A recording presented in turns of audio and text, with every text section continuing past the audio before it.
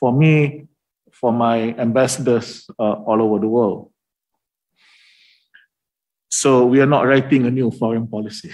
We are just looking at what we need to do between now and probably 3 to 5 years from today. The nature of foreign policy, it is very dynamic. And I would like to say that we divide our foreign policy into 2 components. The first component comprises the fundamentals, the principles, the things that we have been doing all this while, where we have been able to be very successful in certain areas to the extent that the world looks at Malaysia in a certain way. And that should continue. Perhaps there are new approaches here and there, but otherwise, the principles and the fundamentals of our foreign policy will continue. What we are discussing today is the second component, i.e. the priorities and the focus for now and probably the next 3 to 5 years. There are several focus areas or priorities, but the most important is health diplomacy. Health diplomacy is the practice by which governments and non-state actors coordinate or attempt to coordinate policy solutions to improve global health. And for now, the issue on the table is COVID-19.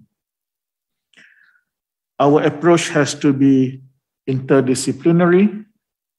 We have to involve all sectors, the state, the government, the state, the business, and civil society. It brings together several disciplines, including public health, international affairs, management, law, economics, trade policy, science and innovation, technology, etc.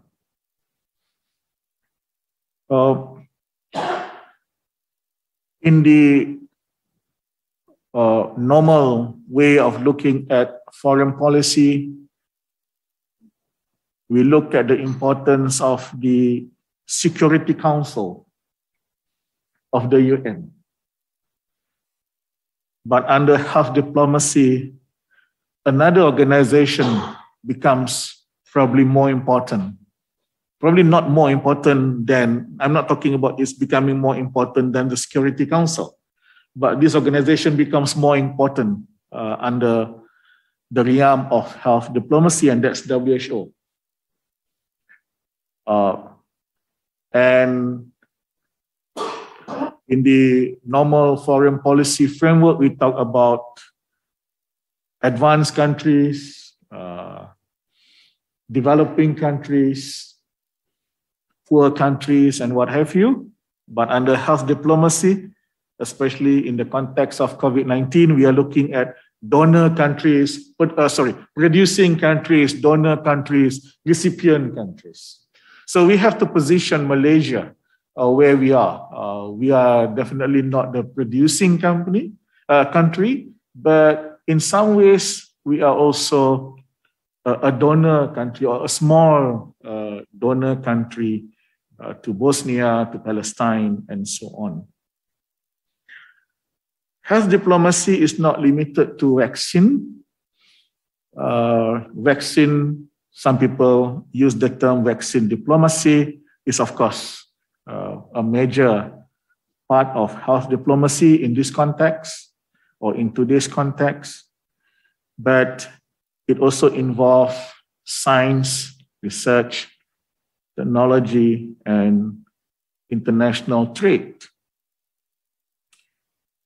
If in the normal way of working on foreign policy, MOFA, Ministry of Foreign Affairs, tend to regard MITI as our twin ministry, but in health diplomacy, MOH is regarded as like our twin ministry, or rather a tripartite arrangement between MOFA, MOH, and MITI. So I will be organizing very quickly joint meeting with YBKJ and YB Azmin, of course. But when it comes to health diplomacy, I think the meeting with YBKJ is something that we want to do very quickly. I mentioned about multi-stakeholders approach or interdisciplinary. So we would like also to facilitate the role of the CSOs, including civil society the role of civil society, including the CSOs, the academia, the professionals. So health diplomacy will be one of the more important focus of priorities, and this will further, when we discuss this later on in some other meetings, we will divide this into two sub-themes. What we need to do now as we are facing the pandemic, and then the second part will be what do we do post-pandemic. I'm happy to tell you that I think ISIS have done some good work on this area. I have scanned through the report which I received this morning.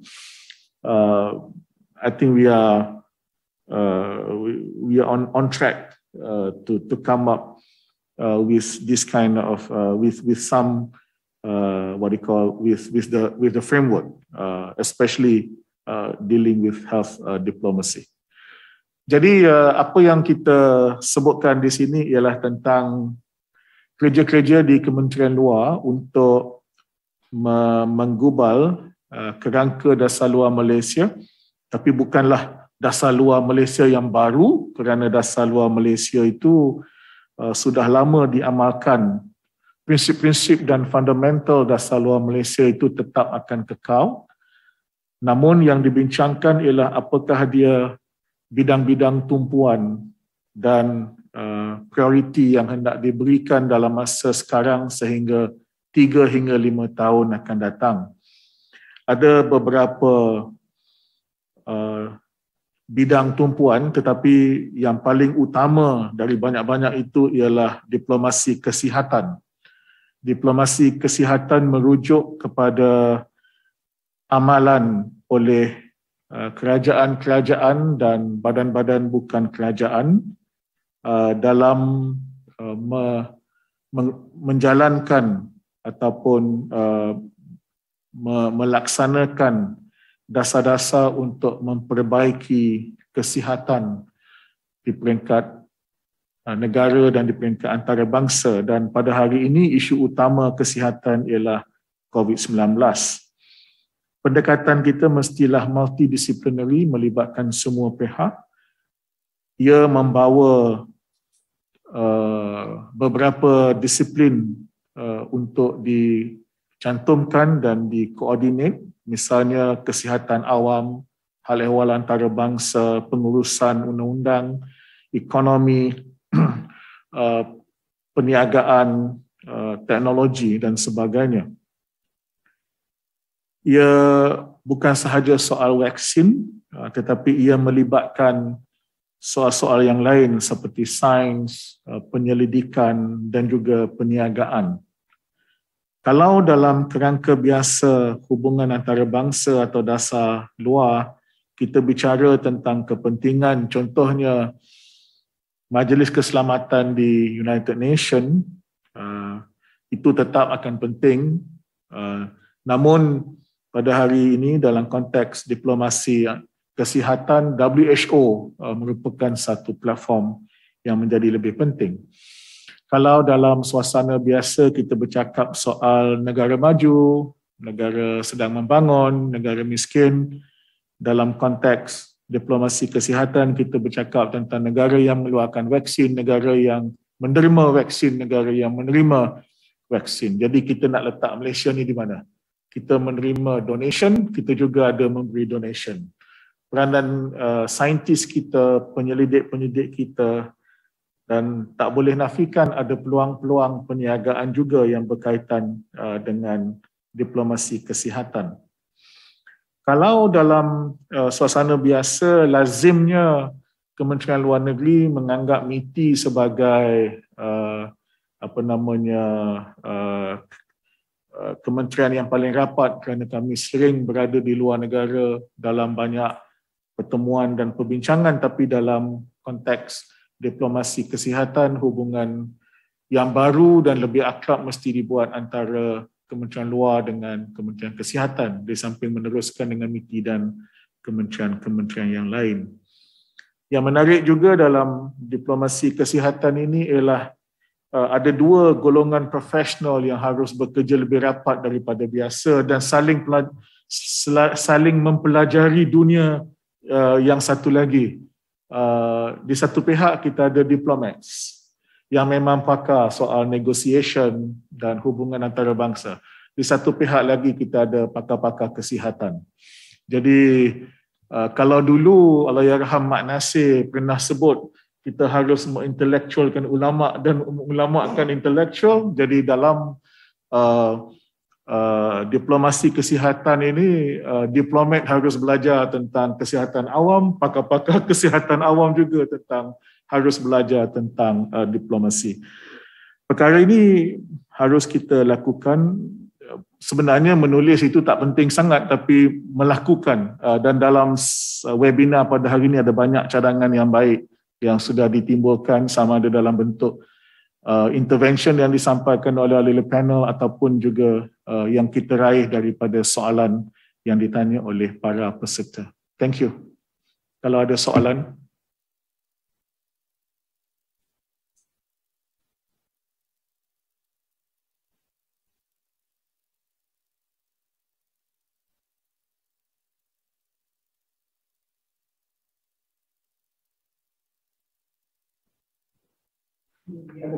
Tak ada soalan, maknanya jelas kan? Alright. Okay, Shining. Yes, hi, YB. I just want to know, so what are your thoughts on where the National Security Council will stand in all of this? What is the role that the NSC might be able to play? The National Security Council is there has been there for the longest time that I can remember. In many areas, the National Security Council's role is premium, especially on security issues. And for now, one of the new non-traditional security matters that is very high on the agenda is cyber security. And the cabinet of the previous government, the cabinet of the immediate past government, I have to be very careful which government I'm referring to now, under Tan Sri Muhyiddin, has agreed to form a working command center on cyber security, chaired by Minister of Defence, and the National Security Council provides the secretariat, particularly NACSA provide the secretariat. Then they will involve the experts from the military, from the police, and also Cybersecurity Malaysia, among others. So the National Security Council always have a role in foreign policy matters, especially when it involves security issues, both traditional and non-traditional security matters. Well, for health diplomacy, it also involves border politics. So, I mean, that is one area that is very important. Firdaus. Thank you.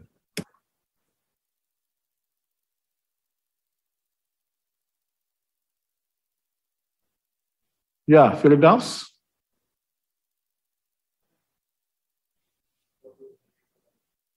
Yeah.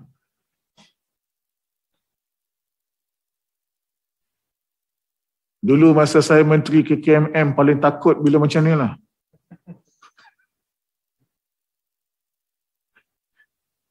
Okay. Is that Moose? Hi, Dr. Sri. Hi. I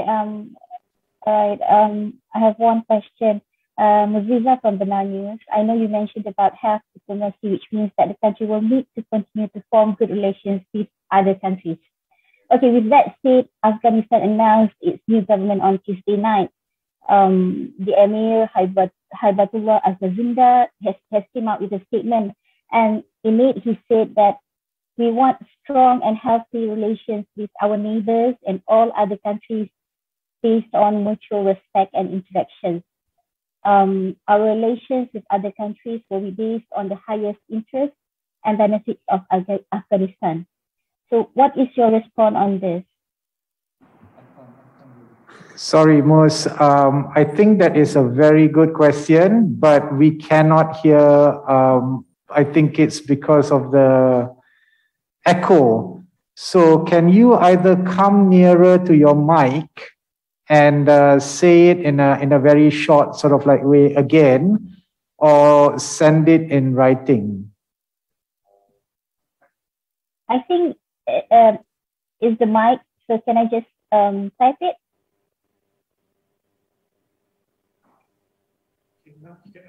Yes, maybe you can go ahead. All right. Mus, you can add.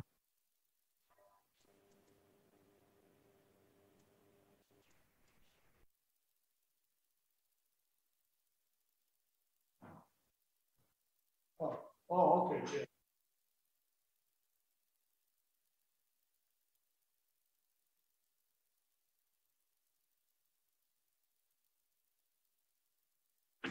Yeah, very smart way of asking. Thank you. Okay. Yes, I understand that Kabul has announced the formation of their government. Well, we want, of course, our principle is we want to maintain relations with all countries, but on Afghanistan, we have not decided on our stand. We stand together with the Afghanistan people, of course, and this Friday during cabinet, we will be discussing this issues on recognition, humanitarian assistance.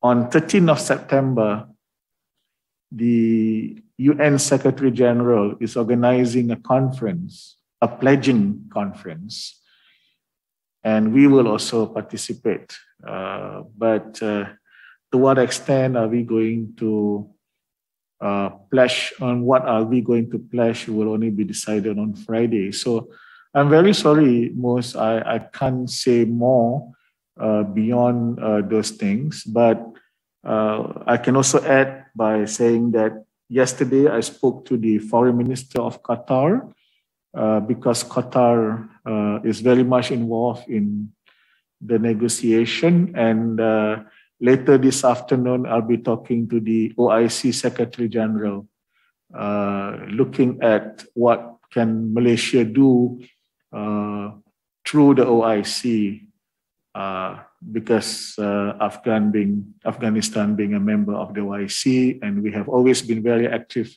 on the OIC platform. Okay.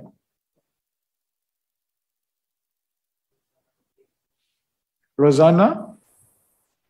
Hi, good afternoon, Datuk Saifuddin. Just a very quick question. Yesterday, Myanmar's National Unity Government called for an uprising against the military government of Myanmar. I just wanted to get Malaysia's reaction on that, if possible. I will be talking to Minister Irwan Minister Irwan, the foreign minister, second foreign minister of Brunei, he is the special envoy of the ASEAN chair. We already have the 5-point consensus, and we are committed to the 5-point consensus. However, before this latest development, at that point in time, Malaysia was and is still very concerned with the fact that the special envoy has yet to be given to be allowed or to be invited, whichever way you say it, to go to Naypyidaw to meet with all stakeholders. But on this latest development, number one, I will be talking to Minister Irwan. Number two, our Malawakil is following very closely on the latest events. Yeah. Is there any concern about of increasing violence and how that might, considering you're talking about health diplomacy, how this might affect the COVID situation in Myanmar? Oh yeah, it is of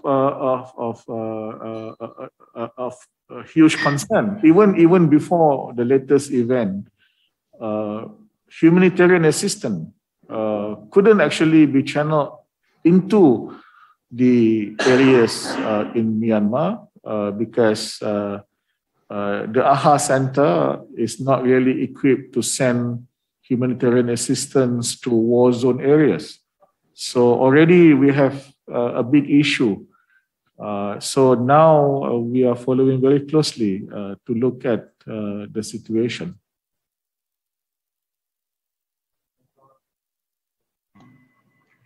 Datuk? Yeah, Omar. And Datuk Rose from Bernama. Also on Myanmar, a researcher said Myanmar's shadow government calls for revolt against junta reflected a failure on the part of ASEAN. What do you think, Datuk?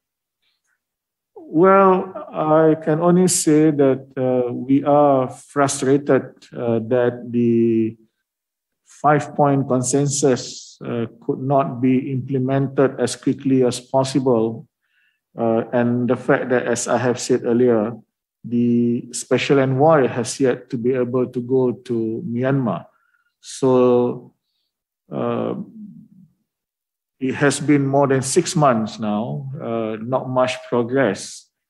I have a meeting earlier on my second day in office with some of the foreign ministers, especially with Minister Irwan. So I'll be contacting him again and see what else can we do and how fast can we push things. But now with the latest event, we really have to go back to the drawing board.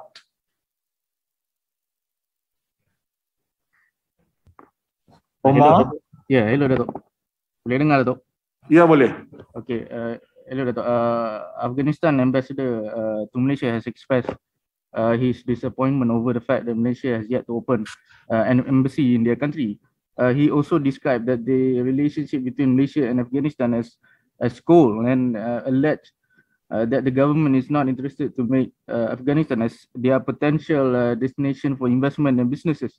Now, I'm aware that the government will discuss further this matter in the cabinet meeting on Friday before making a final decision. But what was your thought on the ambassador's opinion, and why Malaysia has never established an embassy in Kabul? What was the rationale behind the government decision so far? Well, after what happened in Kabul, and we did not ask the ambassador to leave Kuala Lumpur, that was really a signal that we value our relation with Afghanistan. And we now have to wait whether, I'm not so sure if he has received his credential from Kabul, because the government has just been formed. But we are not going to ask him to leave because we understand that in times like this, sometimes government may need some time to make new decisions on diplomatic representatives and so on. So no, we value our relation with Afghanistan from the longest time, and we want to continue our relations with the people of Afghanistan.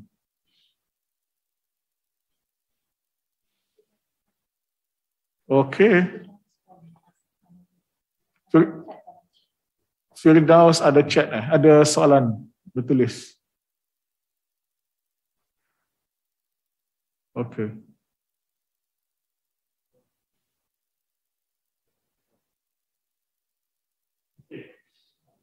Oh, ini memang banyak idea tadi Firdaus. Itu jadi satu lecture pula. No, saya minta maaf.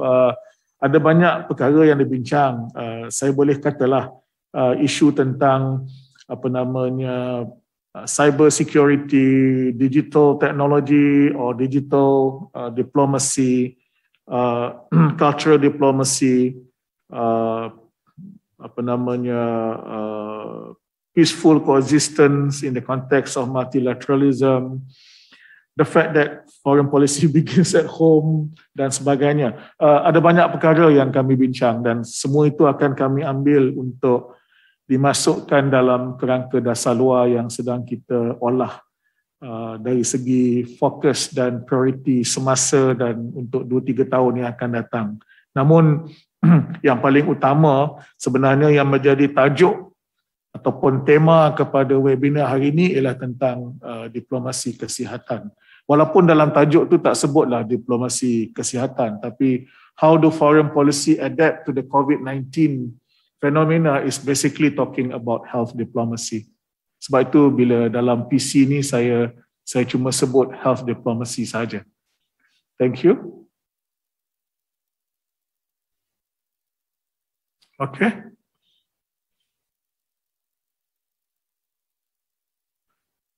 Okay. All right. So thank you. Thank you everyone. Stay safe. Thank you. Thank you, Datuk. Record.